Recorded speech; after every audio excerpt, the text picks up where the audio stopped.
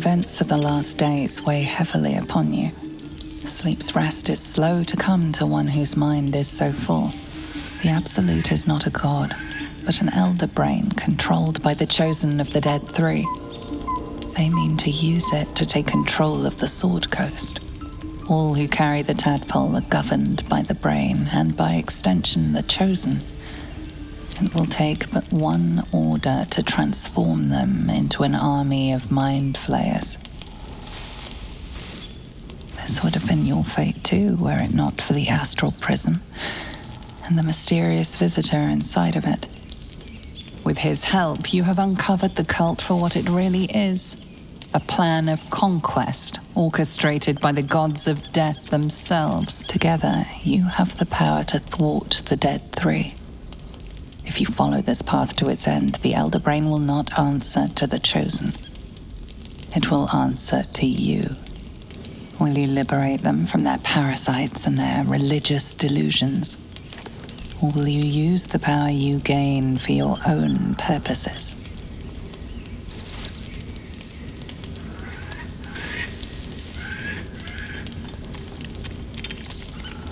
You will not have long to wait. All you need to do now is sleep. But sleep is not for you. Hear me. Gather. The reckoning is upon us. The city thirsts for domination. March. Join.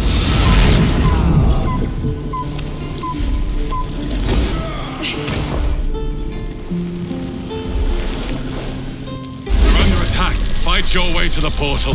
I need your help.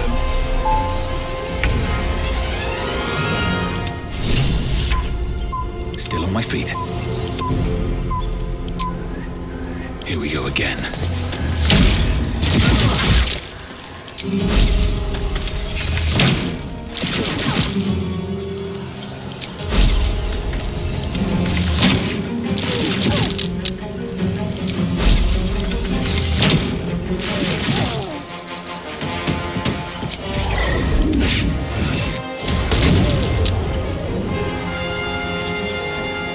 What path lies before me?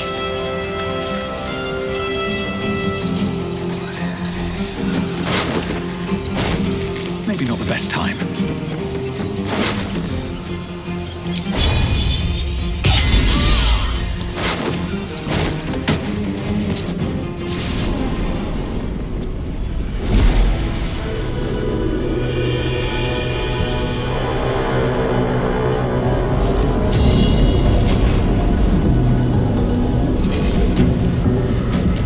That orb's about to explode.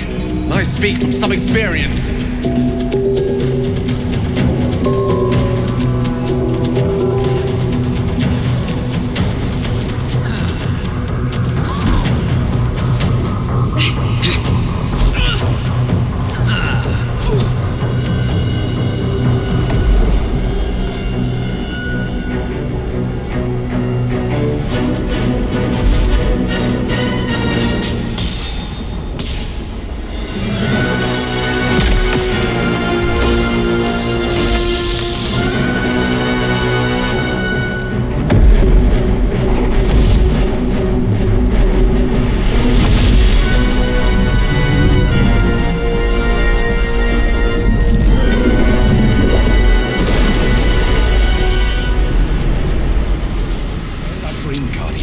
I'm here.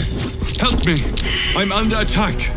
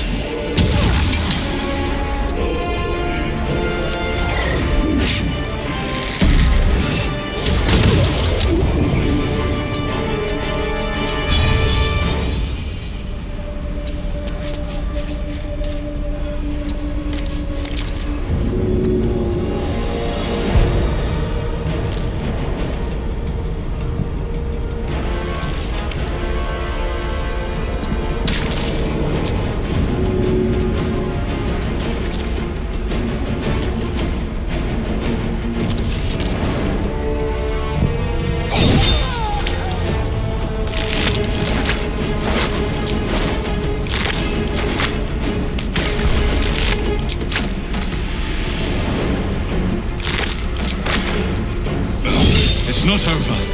Come to the skull.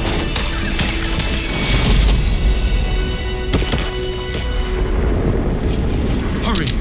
I can't hold them back alone. It's not over.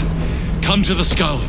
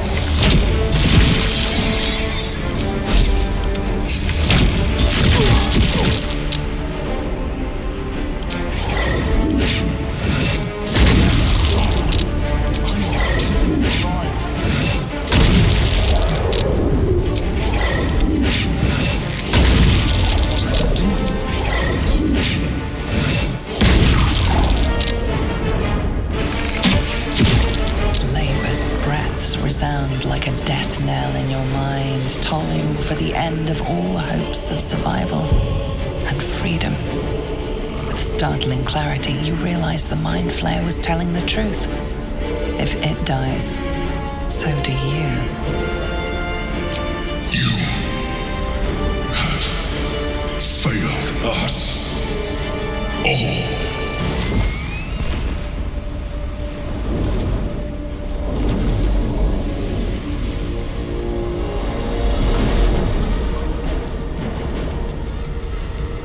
Your stomach drops. Your chest constricts. Your thoughts begin to splinter.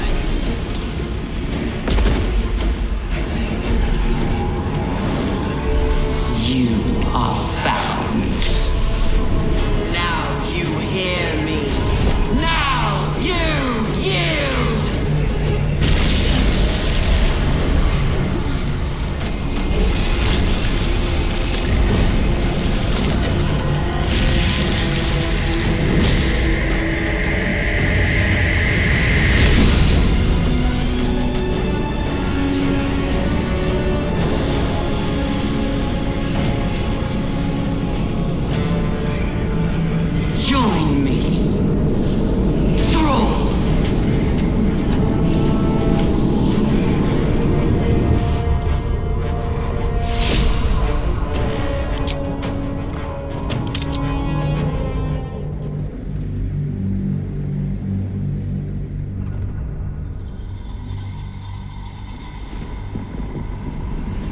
Githyanki is the source of our protection against the Absolute. I must subdue him, or everything we've worked towards is lost. Don't let my fall deceive you. I am the one that's been protecting you.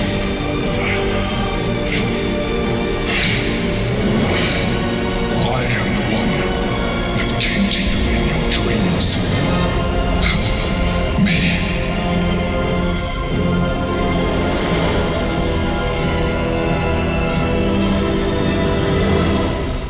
The Honor God. Eliminate them. My force is weakened by their assault, but with your help, we can turn this around. Destroy the God. I will subdue their master.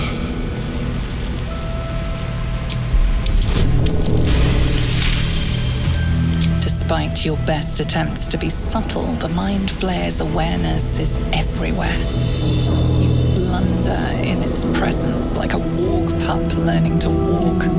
You must be joking. I am telling you my thoughts directly into your head. But if you insist on taking a look for yourself, be my guest. Nothing in your colorful existence to date could have prepared you for this.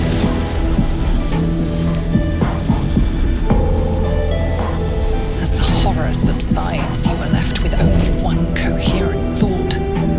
You must do whatever you can to subdue the Githyanki. Happy? Now, join me. Fight. Together, we can turn the tide.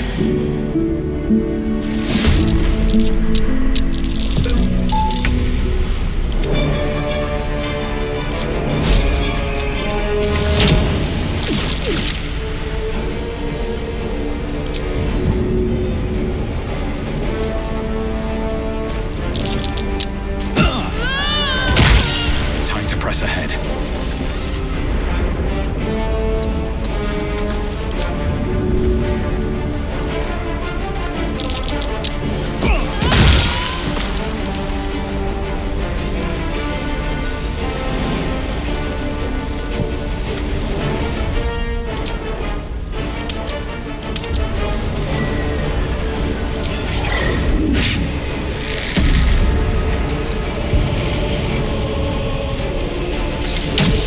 The rock resists all attempts to shatter it.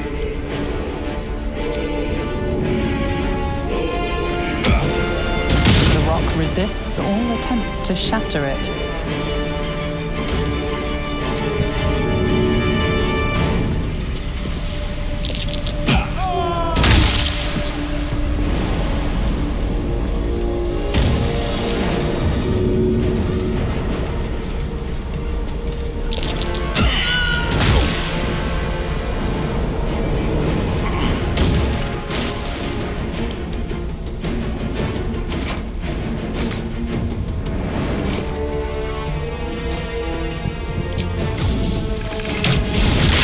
Resists all attempts to shatter it.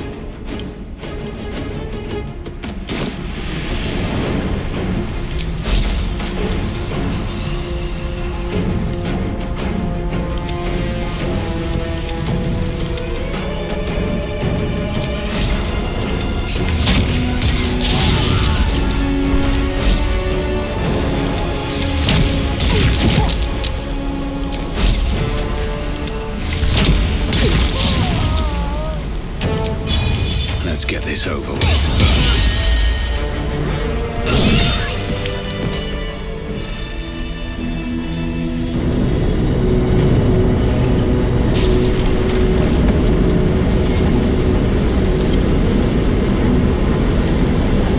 Thank you.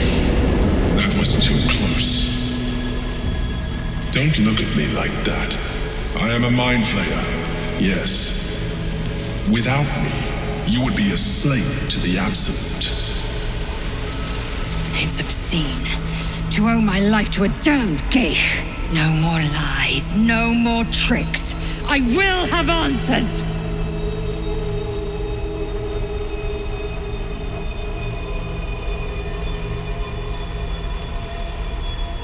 You may call me the Emperor.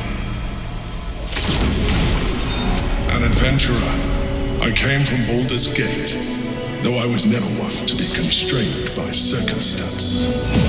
I longed for more.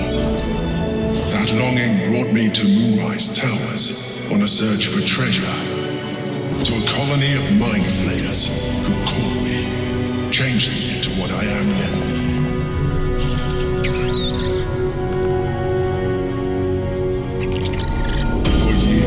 I served the Elder Brain, the one you know as the Absolute. I was a thrall like any other, but I was fortunate. I broke free and started a new life in my own city. I sustained myself on criminals, unglamorous, but there are plenty of them, rarely missed, and they fueled me while I did my work. I had the good fortune to meet Duke Stelmane. We formed a partnership, and through her, I became the governing force behind the Knights of the Shield, the largest mercantile operation in Baldur's Gate. People referred to me as the Emperor. Such was my influence, though of course they had no idea what I really was. My needs were sated. I was happy for a while, until my true nature was discovered by the tyrant himself, Lord Gortash. He tore me from my home and brought me back to the Brain, where I became a slave once again. A slave he continued to call me Emperor. The name was intended as a slight, to remind me of the heights from which I fell. But I have grown fond of it. It encapsulates well who I've become.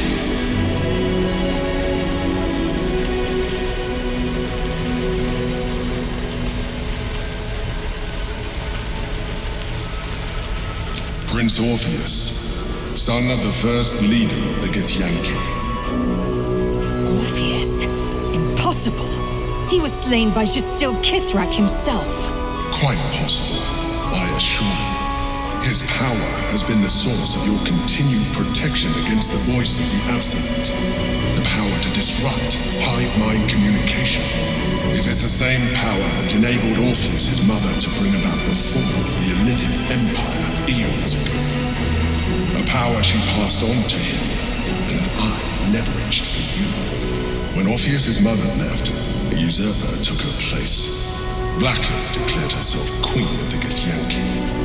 Vlaakith wanted his power, but Orpheus rose against her, and so she sealed him and his honor guard within this prison. Bound by infernal chains, Orpheus could never leave. Bound by duty, his guard never would. They were close to breaking my hold on that prince, and if they had succeeded, we would be lost. I am relieved you have embraced your potential enough that you could help me eliminate them. Alone, Orpheus will be much easier to control.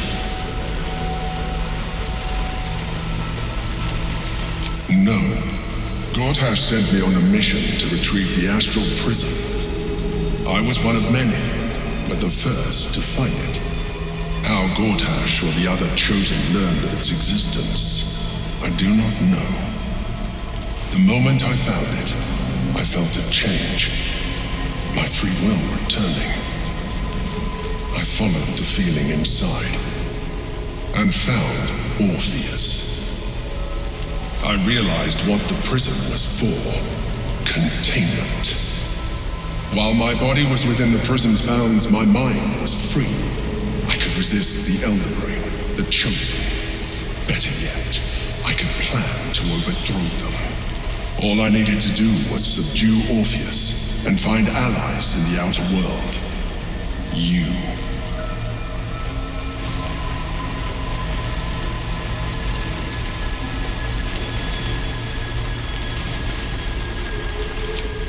be a terrible idea. The moment he is free, he will attack you. Your only defense would be to kill him, and in so doing, he would doom us both. Even though he is subdued, you feel Orpheus's revulsion, a pulsing hatred that cannot be contained. The Emperor is telling the truth. To him, you are just another wretched illithid. You carry a tadpole. As far as Orpheus is concerned, you are already a illithid, a sworn enemy, just like me.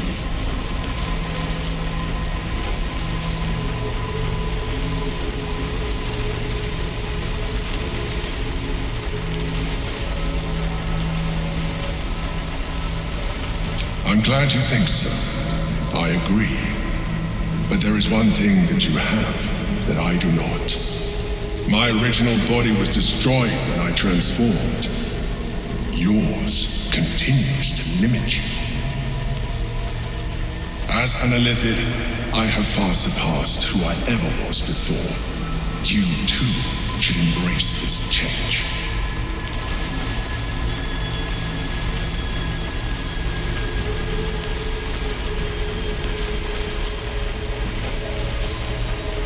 I believe we'll have a better chance of defeating the Elder Brain if you embrace your latent illithid potential. I've been studying you for a while now. I believe I can trigger the next stage of your tadpole's life cycle while continuing to preserve your independence. You have seen what I can do. Imagine yourself with the same strength, the same intelligence, the same devastating beauty. If you let me, I can evolve you.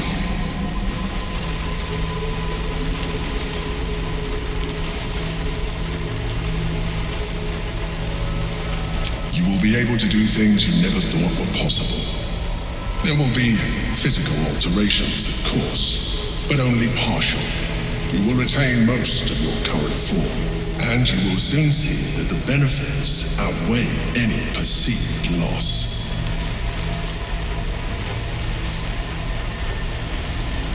The answer is twofold. One, I can, but it would kill you, as I told you before.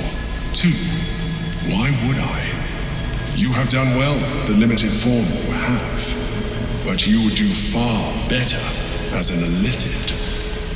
So, do you wish to evolve or not?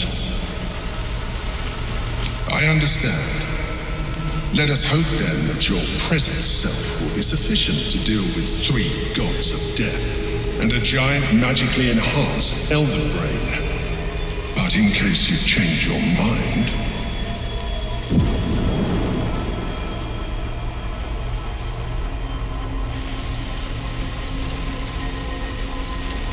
look after it. Use it when you're ready to evolve. You or your allies. It has vitality enough for you all, but we mustn't lose focus. We need to resume our journey. You heard the Chosen. The brain has gone to the city, and the army marches to follow. We must not let them reach it. We must find the brain and bring it under our control.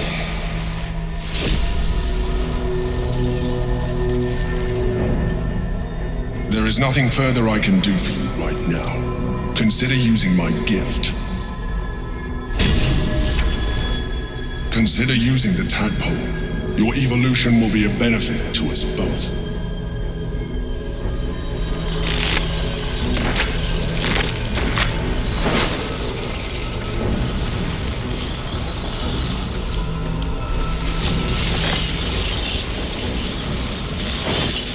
Anything of use?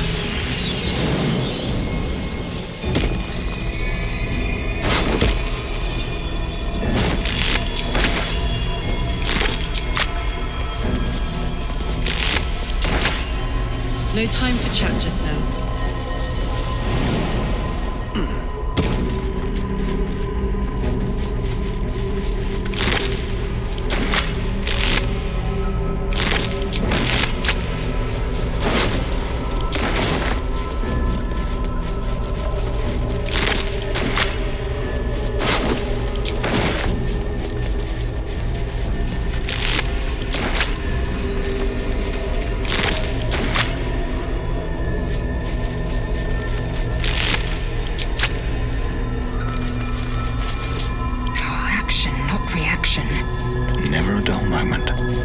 Keep and move.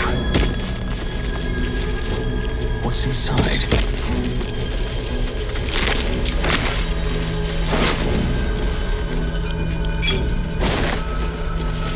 More for me.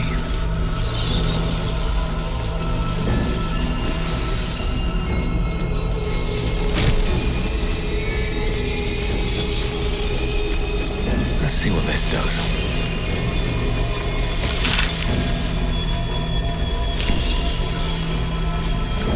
What's in here?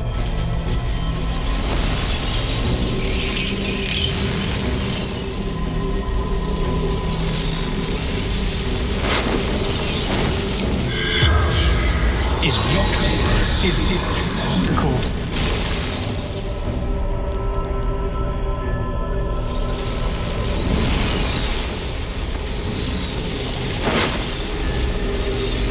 The orb hums with cerebral magic, permeable.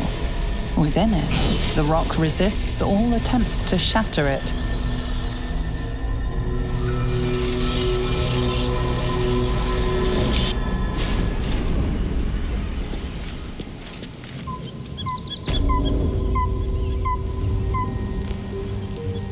Maybe it'll bring us closer. Orpheus, Gith's only son. He lives. It is not the Geich visitor that Vlaakith would destroy and Voss would set free. It is Orpheus, the blood of the mother, the prince of the comet. Listen close. The Emperor spoke only in half-truths. For you to know the tale of Orpheus, you must know the tale of Gith and of Vlaakith. Long ago, when we rose up against our Geich slavers, Mother Gith made for the Hells to secure an alliance with the archdevil Tiamat. Tiamat gifted the Githyanki our red dragons.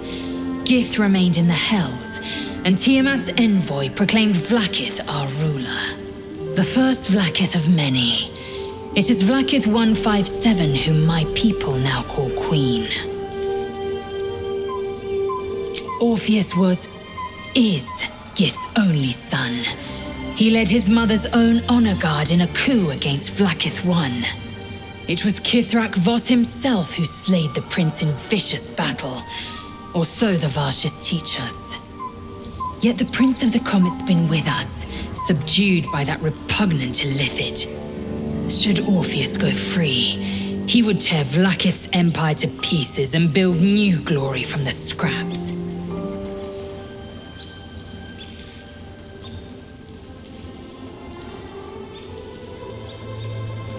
We meet Voss in the city, and we obtain the key to freeing Orpheus from his prison. Every word Voss spoke, he spoke true. Orpheus is the living proof of the Queen's lies, and the living weapon that conquered our Geich slavers. One word from his lips, and the people would doubt. 2 words, and they would rage. 3 words, and they would bow to the true heir. If the Githyanki are to be free, the Prince of the Comet must lead the way.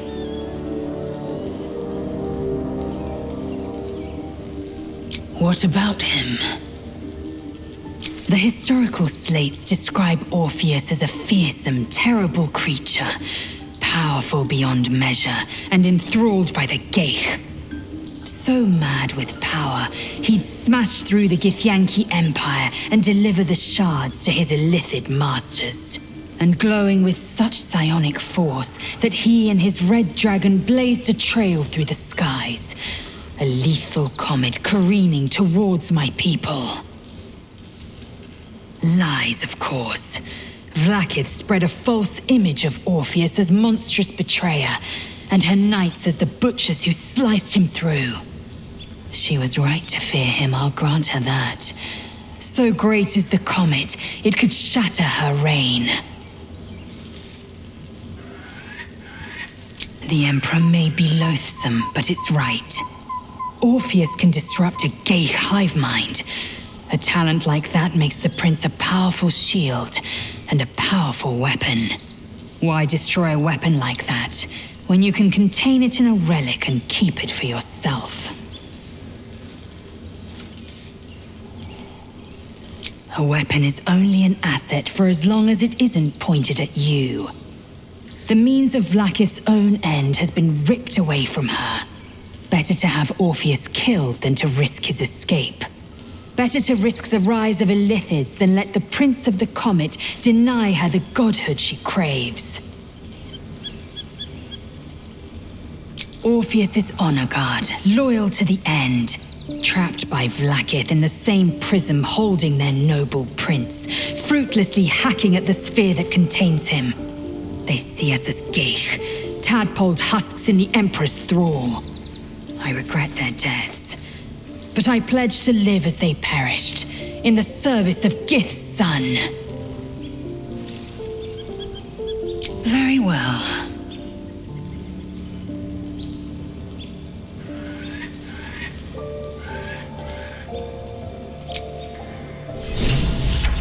I'm listening.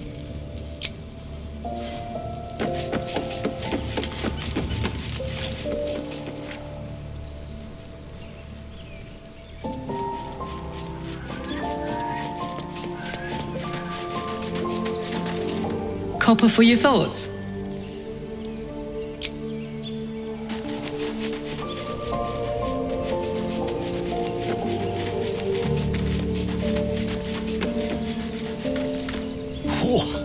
Quite the rug pull, eh? A mind flayer manipulating us this whole time. Such creatures are not to be trusted as a general rule, though this one does appear to have had a significant hand in our survival up to this point. At best, an ally whose motivations remain shrouded in deceit. We should be wary of what such an alliance may cost us.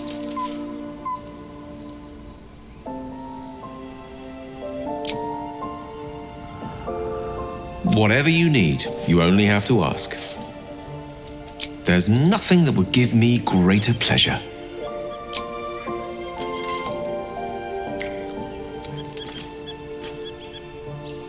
No matter. After all, a bond like ours hardly needs words to express it. What else is troubling you?